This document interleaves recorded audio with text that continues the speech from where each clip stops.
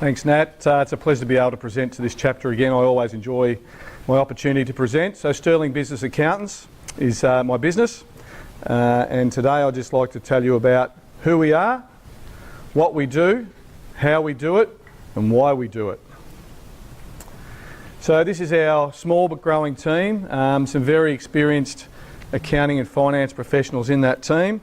This photo, Dallas, I think you took that photo, didn't you? How long ago was that, do you reckon? About 9 months ago. I reckon it was about 20 kilos ago, just looking at it. So as you can see, I'm the only male in the business at the moment, but every now and then the ladies let me think that I'm in charge, so there is an upside. So I want to share a little story with you. So Nat mentioned in the bio that I'm a former aerobatic pilot. Well, sort of. So Joe will understand this. Joe's done some flying, and maybe some others in the room have as well. When you're learning to fly, they teach you how to do stalls, how to recover from a stall. And a stall is when a plane stops flying and gravity takes over. So I've brought this expensive prop with me. So I've done some flying and I've done some stalls before, and I'm up with the instructor and he says, well, we're going to do some more stalls again today. I thought, okay, the first time you're doing, they're a bit scary, but I got used to it and knew what to do. So you're flying along, and to stall the plane, you just cut the engine right back to idle, much like taking your foot off the accelerator in a car. The only difference is when in a car you stop, in a plane you stop flying and gravity takes over. So that's what happened. We stalled the plane and we're heading south. And there's a number of control surfaces in a plane. There's ailerons, elevators and rudders. And this time when the plane stalled, it dropped the wing as well. And I'd never had that happen before. And I used the wrong control surface to recover the plane. So not only were we now heading south, we're now in a spin.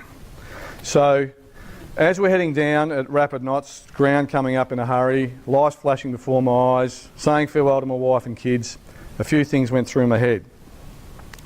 I didn't know what I was doing for a start. I realised I really don't like aerobatics at all. And I realised that adrenaline has a colour and it happens to be brown.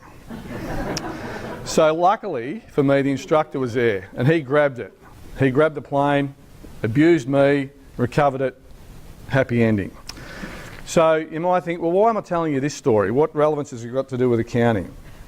Well, it's got a lot of relevance because they often say a picture's worth 1,000 words. The same can be said for a business's financial numbers. And business's financial numbers, to me as an accountant, tell me a story about your business. When I look at the numbers, you might look at them, I've had clients say this to me, well, that all, might as well be another language to me. Well, to me, it's my job to interpret that information and explain it to you. So when I look at your figures, I can tell things like what your cash flow is like. Whoops, getting ahead of myself there. What your cash flow is like, what your profit is, what your margins are. I can even tell what sort of lifestyle you're living out of that business. I can tell you what your tax position is. I can tell you where the threats and opportunities are within those financial statements. And we can do that quickly and efficiently. Sometimes when we're looking at financial statements, they're all rainbows and unicorns. It's beautiful. Everything sounds terrific. Other times, the story can be a bit scary. Lots of dragons in there. What are we going to do? How are we going to recover this? So part of the story and part of the journey with us as accountants is, yes, let's look at where you've been, but more importantly, what's the next chapter? So unless you're selling your business or you're closing your business down, there's always a next chapter in your business. So it's my role as an accountant and business advisor to help you write that next chapter. So whether it's unicorns and dragons in the past, what can we do in the future to make it better? So the process that we use to do that has a number of steps. We review what you've got and analyse it and interpret it, which is the storytelling part that I've mentioned. Then we advise on what can be done and help you apply some changes and some strategies in your business to improve it and write that next chapter. We then monitor what's going on and repeat. So if you've got an accountant that's purely doing your compliance work, so your accounting and tax every year, he gives you a lovely bound up folder, says here you go. Well, he's only telling you the story till now. He's not helping you write that next chapter of your story and your business. And we're all in business to be successful.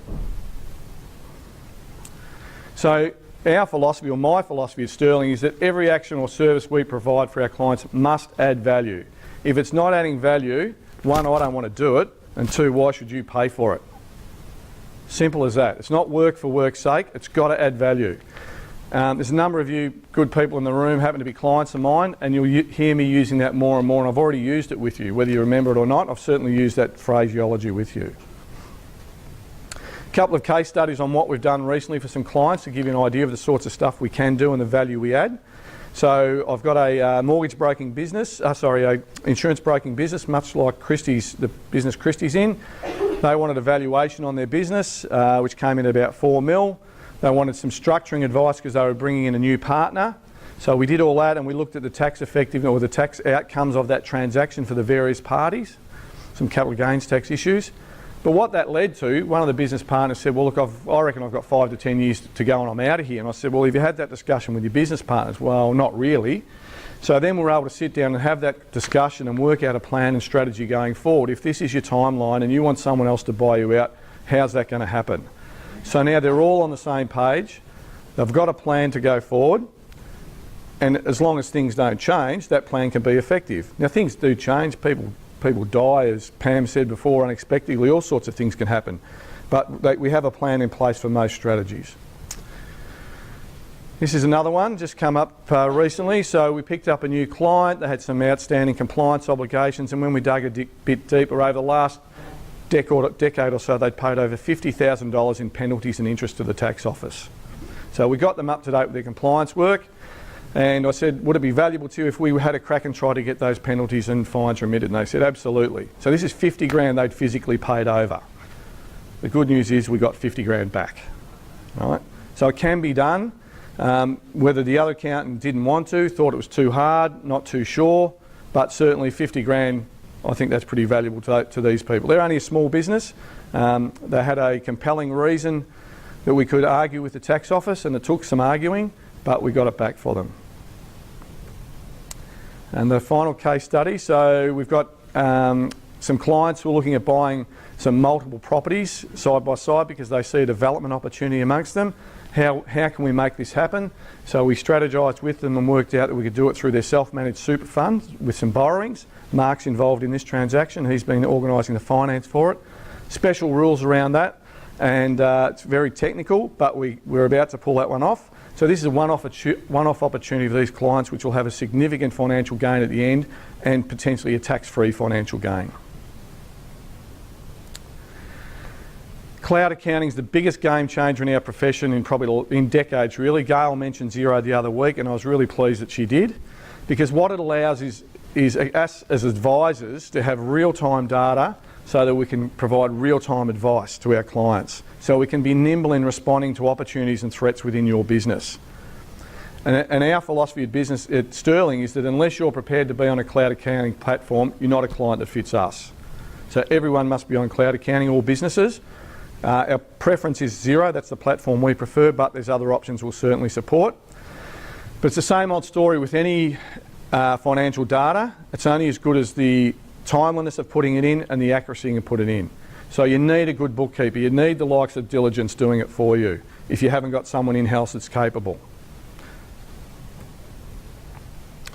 As well as engaging Sterling as accountants and all our experience and skills, when you get me, you get all these other professionals as well. Some are in this room, some that we use, and there's others that are not in this room. But from various times within the business life cycle, you're not just going to need an accountant, you're going to need some other professional assistance. Might be a web developer, might be an auditor for a not-for-profit that you're involved in. Might be a non-bank lender because you need some cash in a hurry and the banks aren't nimble enough. So there's lots of opportunities and lots of people inside this room and outside this room that I can put you in touch with. So typically business owners have accountants to pay less tax, protect their assets, and to make more profit. But they also should be engaging accountants to increase the asset value of the business and provide value in every transaction or engagement they have. If your accountant is only doing compliance work for you, you need to change. He's not providing value for you, or not enough value, I should say. So when's the best time to change accountants? Any time, really. It makes no difference. It's a very simple and easy process. If you want to engage us at Sterling, we have a no obligation, no fee meeting with you for all our business clients. We'll scope the work out. We'll give you a fee quote. Everything's transparent and upfront. No surprises for you. And then if you don't want to contact, if you decide to engage us and you don't want to contact your former accountant, then we can do that for you as well. So our bread and butter clients are those clients that need some compliance work done. So that's your BASs, your annual income tax returns and financial statements, but also that they'd like to know more about how they can improve their business. Our cream clients, some might remember this band from the 60s, Ginger Baker, Jack Bruce and Eric Clapton. Scott Hunt, I know, remembers them well. So our cream clients are those that wish to engage us. Maybe they've got more than one entity and they want to engage us for some active business development stuff. Help them grow. And my dream clients, God, I love beer. I'm getting thirsty just looking at that. So our dream clients are those people with access to lots of our cream clients. So financial planners, lawyers, business brokers, finance brokers, etc. And everyone is in this room. Everyone's got lots of clients in their network. So how do we identify prospects? For me, on your table in front of you is 10 questions you should ask when choosing an accountant. Take the time to read that after the meeting. If you've got any questions, I'm more than happy to take a call on it. Listen to the people you talk to. Are they disgruntled with their existing accountant? Are they thinking of buying or selling or starting a business? Do they want to improve their financial performance? Do they need someone that they can rely on to get trustworthy advice? Or their business might be in trouble and they're just blinded, they're in the fog because of what's going on. That's those dragons appearing again. We can help all those people. And if you want to describe to people what I do, so rather than just doing tax, Rob and his team take the time to understand you and your business and then provide valuable advice, support and strategies that make a real difference to your financial outcomes. And I do what I do because I know that the advice I provide is valuable and will have a positive influence on the financial outcomes of my clients' businesses and in turn their families, because that's what it's all about, our families. So those in the room that all engage us, thank you very much for your business. I'm very grateful for it. And for everyone else, if you see any referral opportunities for me, I'd appreciate those. Thank you very much.